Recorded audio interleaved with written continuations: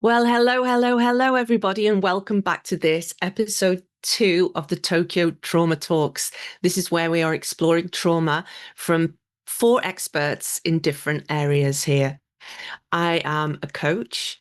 Mary is studying for human services, that's social services and trauma. Maria Paula is a trauma-informed facilitator who's also part of the Prison Compassion Project. And Paula Esguerra, who is a seeker of world peace, but also a meditation yoga teacher and also works for a meditation company.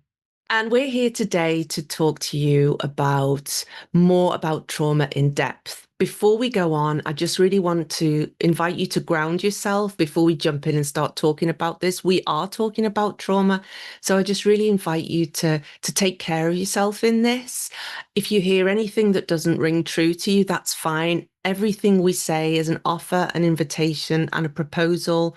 We may talk about controversial authors or books or things you may not disagree with. That's fine. Take what's good for you and put aside what's not. Our goal is to create more compassion in our systems and to help people to understand trauma a little bit more. And if they want to go ahead and talk about it a bit more. We will close out with a short grounding activity that Paula will lead. But I just wanted to ask, Maria Paula mentioned just before we jumped on to this, that how she enjoyed in episode 1 some moments of silence. Can you just tell us a little bit more about what you enjoyed about that, Maria Paula? Yes. Hi, everybody. So, no, Sarah, for me, it's just like we are very used to feel with words every single space, you know? Mm. And this topic, like, really bring us inward. So, having that silence moments just like take us to those places that we really need to breathe in that information that we are receiving. Getting to know ourselves takes time, and we need silence to do that. It's good just to, when we put the information out there, we are all receiving this, so it takes time for us, like, oh, that's true or not, or agree or I disagree.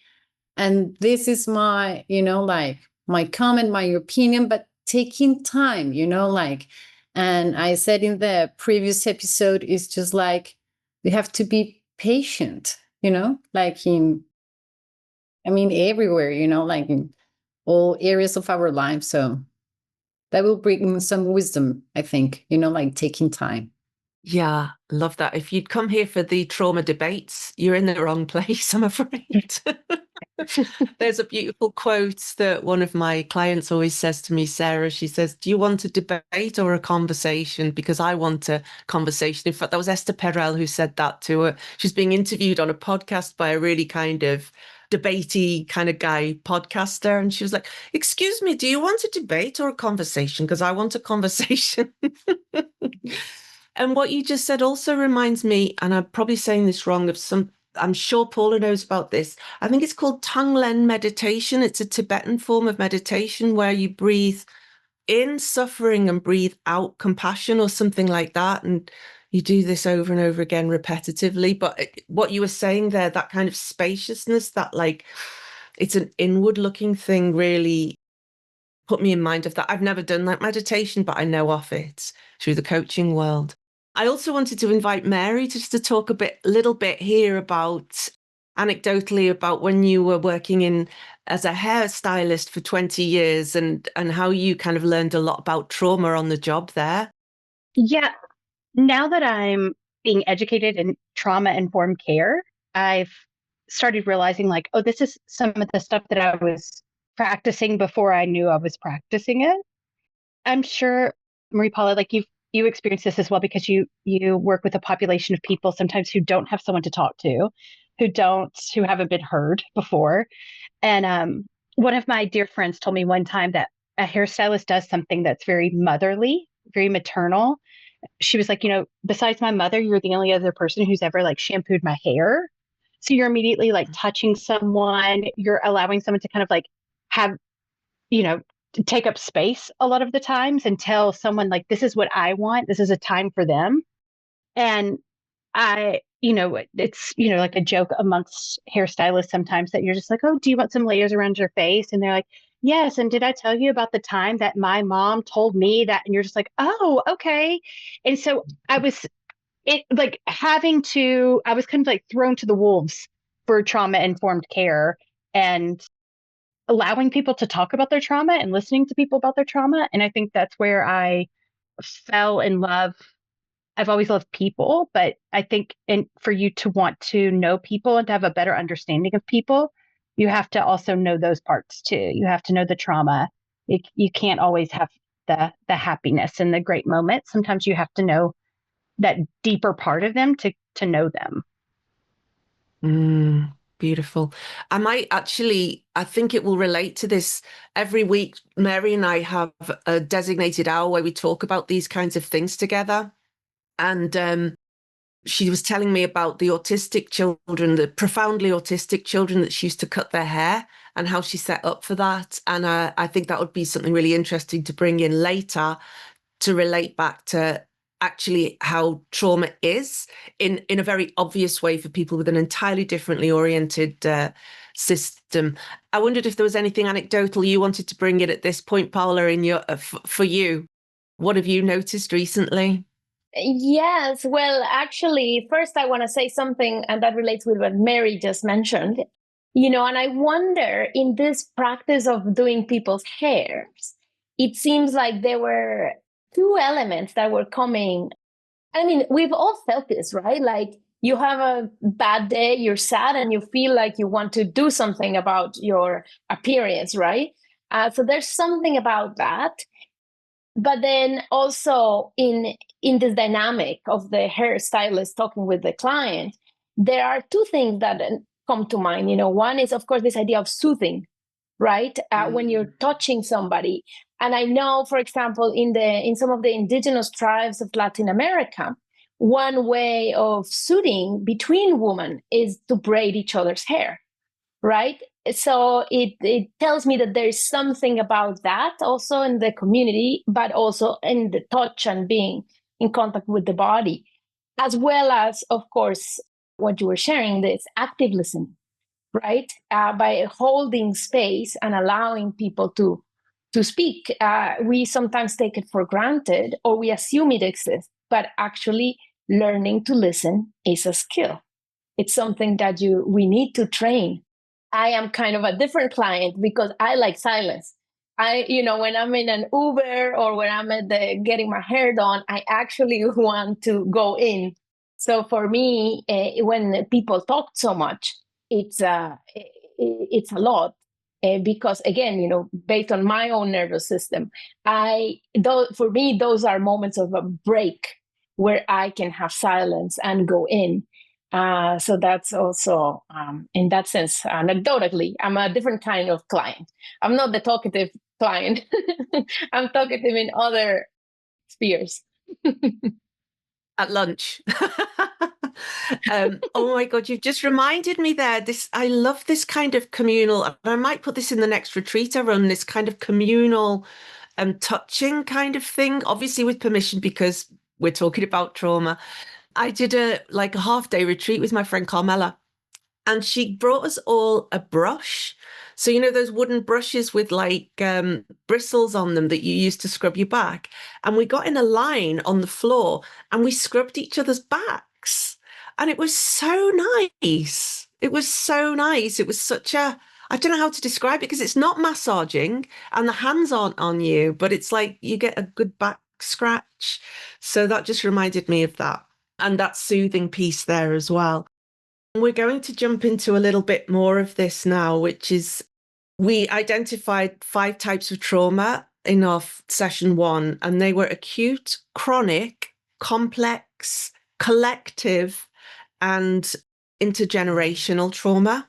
And then when something traumatic happens, 3 elements to that. So there's the event itself. Then there's how one experiences the event, and how I experience it might be different to the other 3 people in this room. And then there's the effect that has. So that's the 3 E's: event, experience, and then event, experience, and effect or impact. So I would love to jump in and start talking a little bit more about this and what our experiences of that are in this, either personally or out in the world, but certainly out in the world. I wonder if Maria Paula wants to kick this off and talk a little bit about things that she's done in her practice this time. Yes, thank you, Sarah. So I work with people living in prison, and about what you're saying in your when you were a hairstylist, it's just like when I'm doing this program in prison, like even more for them that to be informed about how trauma impacts our bodies, our personalities, our mind, and our brains. What I feel that really transformed their experience is just like being listened and heard, and seen, you know? And that's probably what it's been your experience, Mary. It's not just about like people talking and you having the right advice for them, like to process that situation or moment they're going through. It's just like for you to be there, like listening, and what Paula was saying about active listening.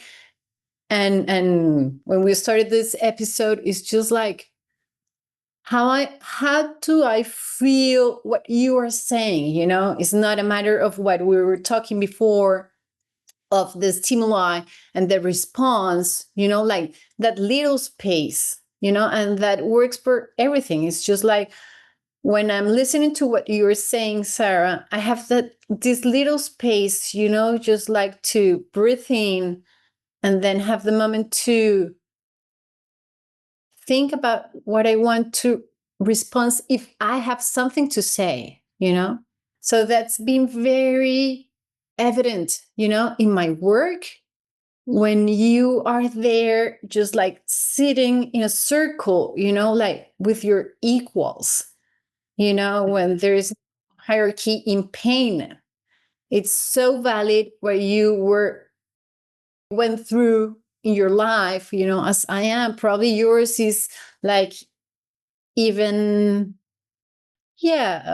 sad or problematic, but that's your story. And that doesn't make it like, like more important than mine, And so when we're sitting in these circles, it's just like very interesting to listen to these people just like sharing their stories, not just like saying, but because of you, it's just like, this happened to me. They are not comparing themselves, it's just like they're understanding that they went through very hard times, And so that's been something that I can say how community really helps to the process of healing. What we're doing here when we share our stories and we understand like, I can relate to that, and now I understand why I fill the blank, why I behave this way, why I react this way. So for me, like I've been thinking a lot of this double A methodology, like you just sit there in circles with a bunch of people there, and there's no leader, there is no like a therapist there, like it's just like people sitting there sharing their stories, and many people have healed, of their addictions through these circles, and they've been doing this for almost a century now. Mm-hmm. So it's very important to really highlight the importance of our experiences and how sharing them as we're doing here, is not like a matter of expertise. It's just like holding that space, like for you to feel safe and then having the chance to share your story without feeling of being judged, And so that I think is one of the main things I can take away of my experience working in prisons. I love the word in communion with one another. So there's community, there's collective healing, but that idea of being in communion with people, it gives me this notion of when we sit together in these circles like AA groups or 12-step groups or in the prisons or in the hairdressers, that we're actually exchanging something between us more than, like you said, more than words. There's something else going on, and that feels to me what like in communion means, eating and so on, in communion with one another and holding space. Something I wanted to touch on here that you mentioned was, I mean, especially when you're working in somewhere like a prison and you are bringing yourself in there, you may sometimes feel the trauma Olympics. There's no trauma Olympics. And when I'm running the grief circle, this is really, really important as well. So I run a grief circle and it's for people who are deep in grief. And I run it with somebody who lives on a Zen temple in the northwest of Japan. One of the things we do to set the container, and I think this is very important for trauma as well, is that you always set the container so that people know what they're getting. I listened to a couple of people who are also kind of facilitators, spiritual facilitators, and they say there's no such thing as safe spaces. And I kind of love that idea. It's like, because we can't make it 100% safe for everybody because of trauma. but so it's like the spaces we open up, we have to create this container where people feel they can be there and they're allowed to be there in whatever grief they are. So in our grief circle, we set it in this way where somebody's child may have died in very, very, very traumatic circumstances, and somebody's cat may have died. And we all know that A is worse than B, kind of, but we treat their grief exactly the same when they're talking. And I think that is kind of the same thing as here, is the trauma that one person in the prison may have experienced may be absolutely unbelievable, and somebody else's may be more relatable. But when it's their turn, it's all this, it's all their full experience. I hope I'm making sense here, that it's really important to treat everybody's experience not as, oh, I don't know how I'm going to follow that story, or you're more qualified than me, or something like that, but you're just kind of handing over and deferring to what's in the room without creating a hierarchy. There's no hierarchy in pain. Every experience deserves compassion and deserves a lot of compassion. I really love that. And we always say there's no grief Olympics. No grief Olympics. Everybody gets gold. Yeah. Well, we never ask, why they are there. Uh-huh. Never. Yeah. So that's not the opening question. Right. Yeah.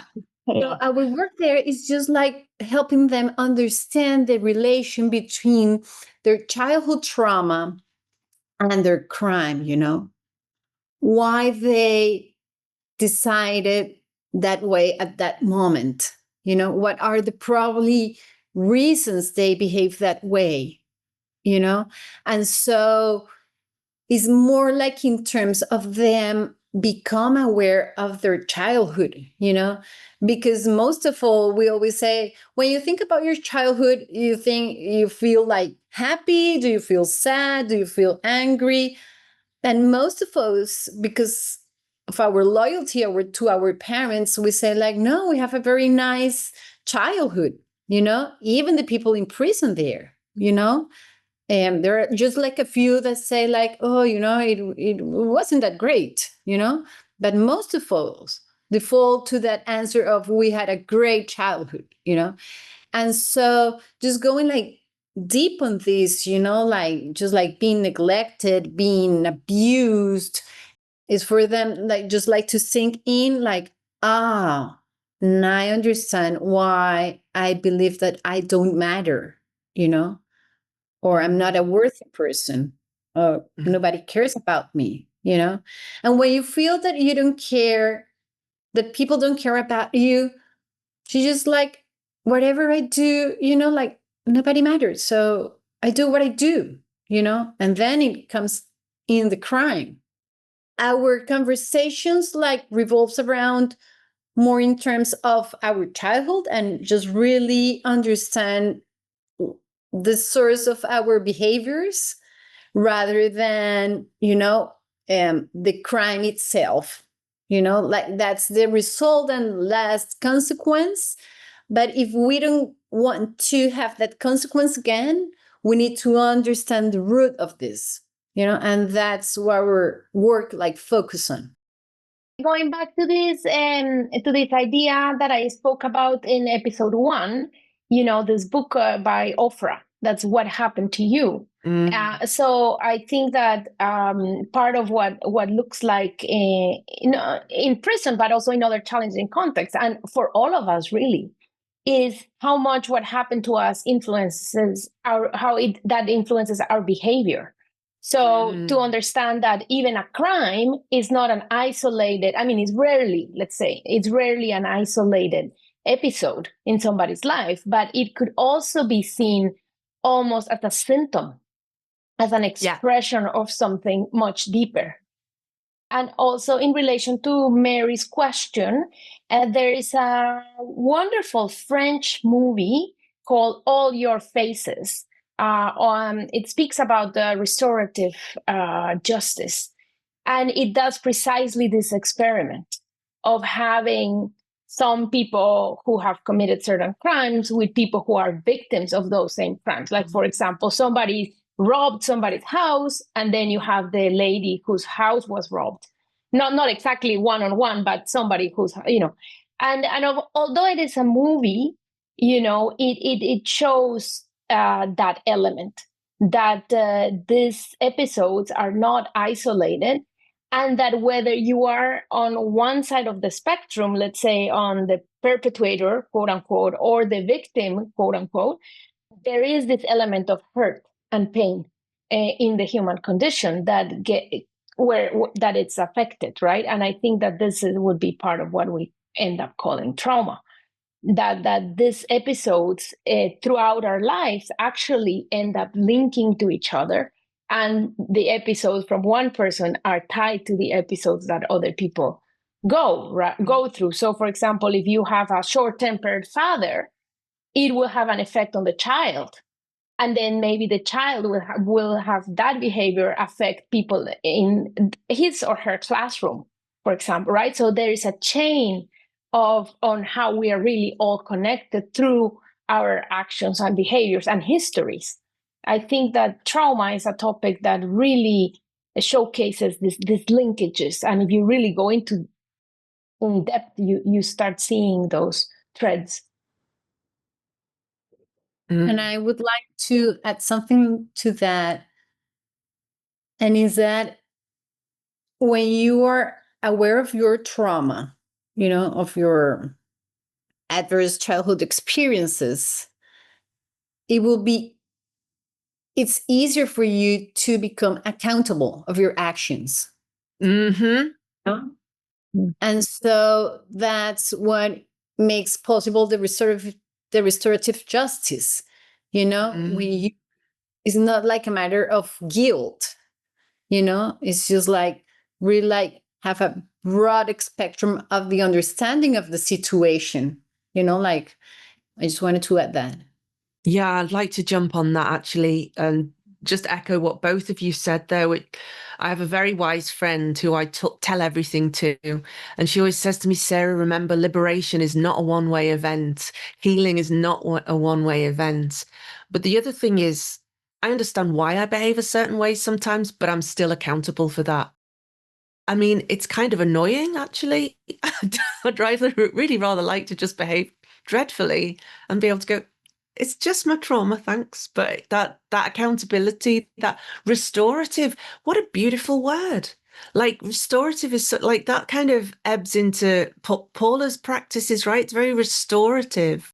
And I really love that word and how it applies to restorative justice, which sounds quite dry, but it's actually a very, very almost like it's quite a spiritual word as well, isn't it? And that restoration can happen across in a way that impacts a classroom or somewhere else. So again, it's not about guilt or blame, that compassion and grace if it's present, but that we are ourselves, not for anybody else. Or I might say that to a coaching client, actually, I'm sorry, what happened to you is not your fault, but the cleanup job is, and I'm really sorry about that, you know. So where do we go from here? What will feel good for you right now? Not for something huge, but you know, something like that. So yeah, liberation is not one way. Healing is not a one-way process. And that kind of restorative piece. Love it. And there's something very The beauty of that, the restorative, the word itself, you know, is that it doesn't pretend that it didn't happen, because that's also something big in conditioning, and especially for women, you know, to pretend that something didn't happen, right? Push it So down. actually, with these restorative practices, and it's the same with the body, you know, it's like it's not an idea that that didn't happen. It's like if you have a burnout, it doesn't mean it didn't happen, but you need to recover, and you need to allow your body that space and that opportunity. And actually, what we see with systems sometimes is that as the consequence of that traumatic episode being managed and healed in a group and individually, there's a richness. So something more comes. So although there is that moment of let's say we call it in the first episode, this overwhelming episode, right? Or a disruptive episode. If we're able to create these circles and we are able to go through the healing, actually on the other side of it, we're all enriched. And I think that that is part of what's the word restorative also holds, that we not only have more information and not only see more sides of the picture, but we just as a society or as a group have a lot more awareness of the whole dynamic of what led to it and how we can prevent it in the future. so true. And you know, and it adds this level of understanding that, like in terms of the prison, you know, like the victim and the offender, it's just like it's not a matter of two people, you know, it's the impact it causes around us, you know, like a whole, you know, is your family, is your community, is your friends. So that really help us understand, you know, like this restorative world, help us understand how we are all together and connected. You know, we're not like isolated, you know, the events, the people. No, we are all connected, you know, like the events, the story, our friends. So that's something that restorative like really bring us to the table, you know, like understanding that everything's connected. And I think that's something that really help us like in the good and in the not so good, you know, like community will help us heal, yes, and my action will affect my community as well. So we have to be very aware of that, you know. Mary, how does this relate to your kind of work that you're studying at university at the moment around the human services element and the kind of social work element, work with families and so on? It's so interesting. Like last episode, I wish I want to go back and like count how many times compassion was used, because I feel like compassion was probably used just as much as trauma. I think I said like, you know, my minor's in trauma and resilience. So there, yes, resilience does have a compassion element to yourself, but it's learning that compassion for others. And so that's like one big thing as far as like, aside from my education that I'm learning from this is, you know, the compassion element, because and recognizing what it is. With social work, you know, I love to hear these stories of the prison system, because on my end, what I learn and sometimes what, you know, we're taught is not the pretty, not the, I don't want to say pretty, but the restorative justice parts. You know, we have to learn the nitty gritty of like, it's a system that people are put into, and a lot of times it's a funnel from, you know, the foster care system in the United States and all this. So to hear the side of someone actually working in a prison, and it's not coming from a numbers issue, it's not coming from a statistic, it's not coming from I don't want to say purely criminal, but almost purely criminal. So we can see the way that the systems flow. It's just so fascinating to me. And then for, like with Paula taking on the spiritual element, that's not really something we ever touch on. So to hear like, oh, these like grounding elements that we're taking, that I'm learning, or different somatic therapies, because some of what you're practicing is like, it has somatic therapy has borrowed from it. So to hear it in play, the more people I meet, the more I realize like, wow, I can do so much with this degree, and I can touch on so many different career paths and meet different people and learn different elements. So yeah, I don't know if that answered your question. I feel like I'm just like in awe of this whole thing, just taking down all these notes of like books I want to read and all of this. But right now I'm in the thick of learning the systems. And so to learn what can come out of those systems that is beautiful, like the flower growing out of the concrete, it's wonderful to hear. And I think it changes my view on some things, because it's hard not to feel bleak and feel like some things are kind of hopeless when you're reading some of these like really hard things. So this is actually really great to hear, and what I really need to hear, especially in this moment with everything that I'm learning. Yeah. And if I can also bring an example from my practice, that relates to what you're saying. One of my yoga teachers, Mark Whitwell from the Heart of Yoga, to me, he is an extraordinary teacher. And what he's brought forward is actually so simple and so beautiful. And part of it is, he says, yoga speaks about nonviolence.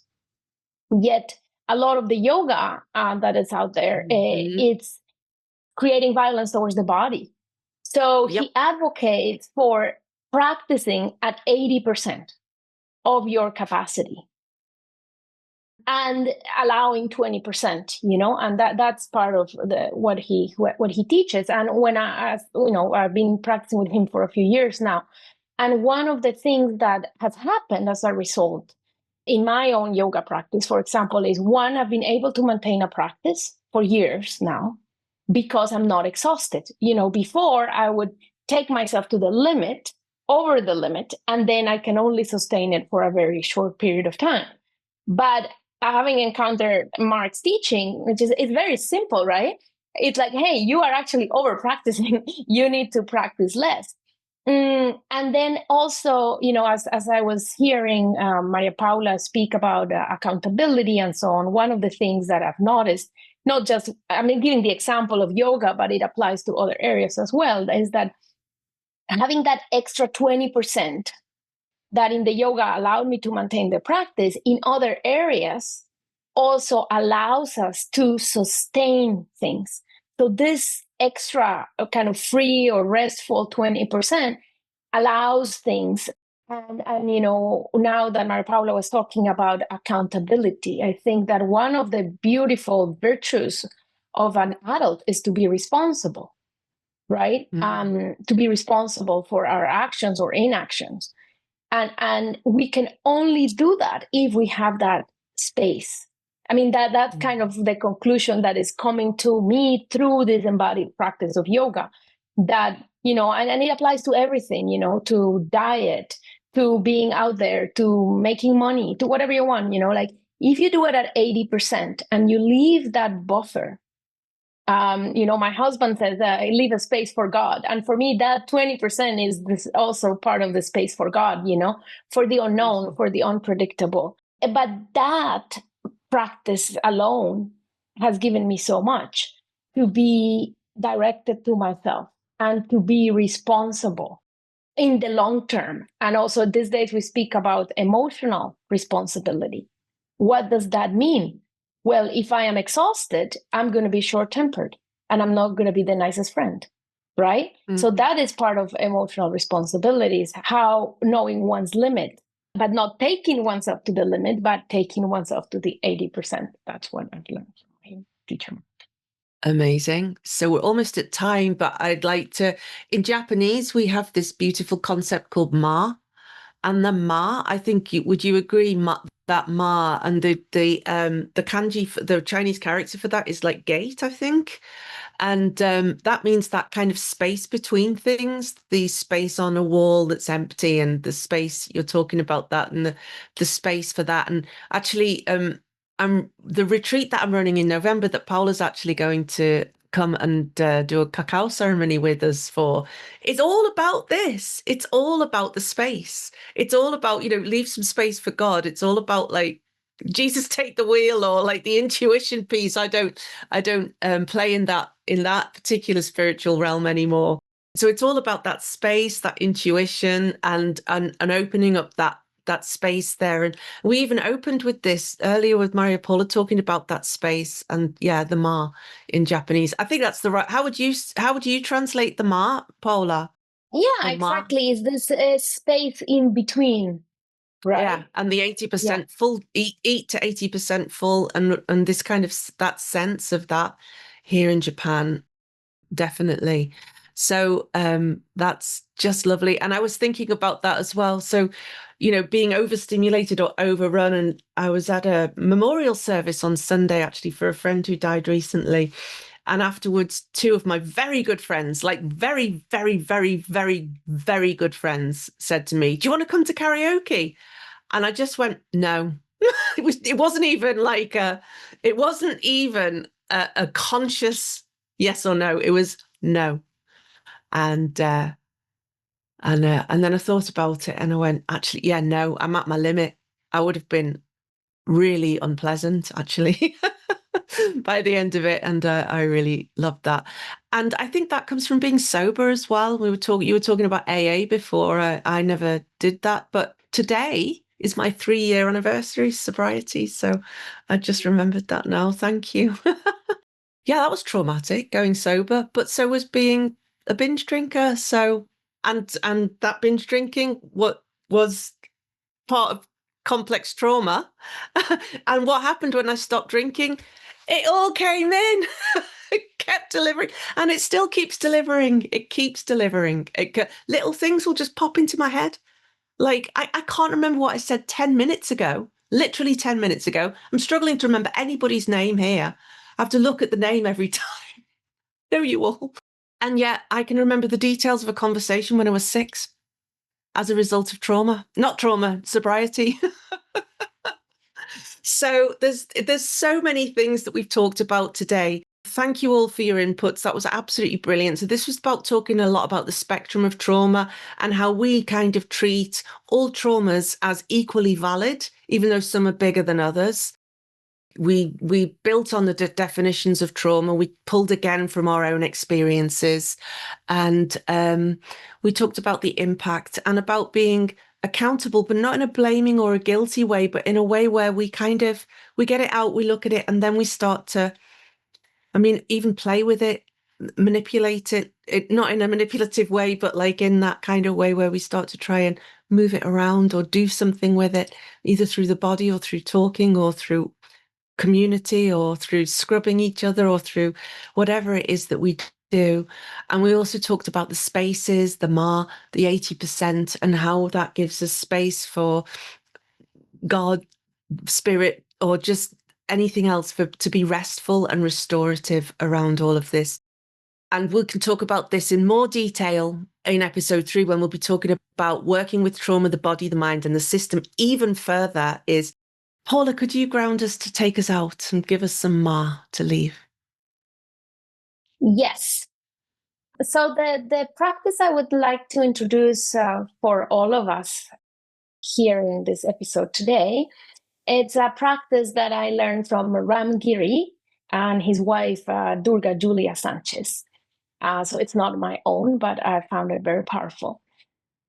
So just close your eyes and take stock of where you're at in this moment. And we can always do that either by checking our breath or connecting with sensation in the body.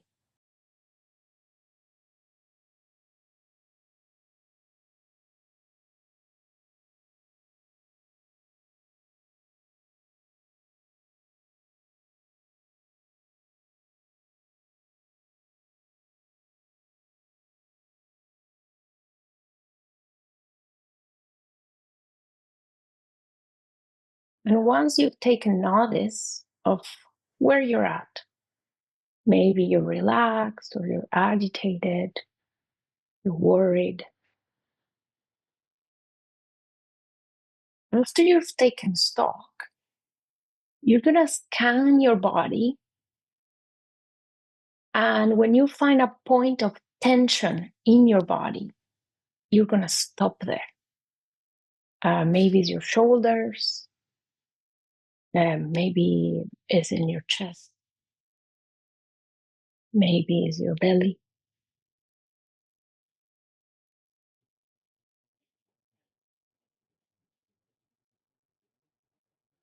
So identify a point of tension in your body.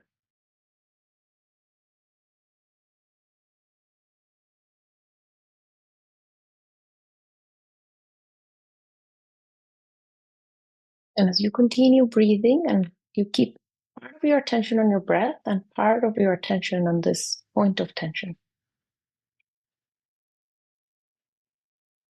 And you're going to say the following affirmation. For example, if you're looking at your neck, you're going to say, neck, I see you're tense. I see you're a part of my body that needs attention. I am here.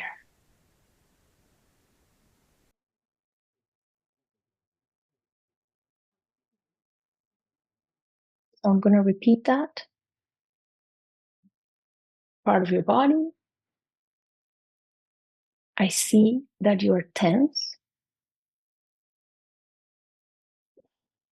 I see you're a part of my body that needs attention. I am here.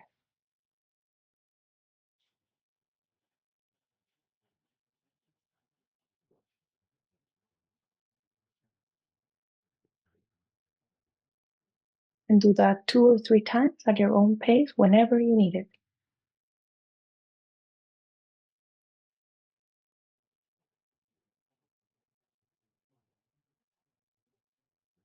And just take 3 conscious breaths before we end.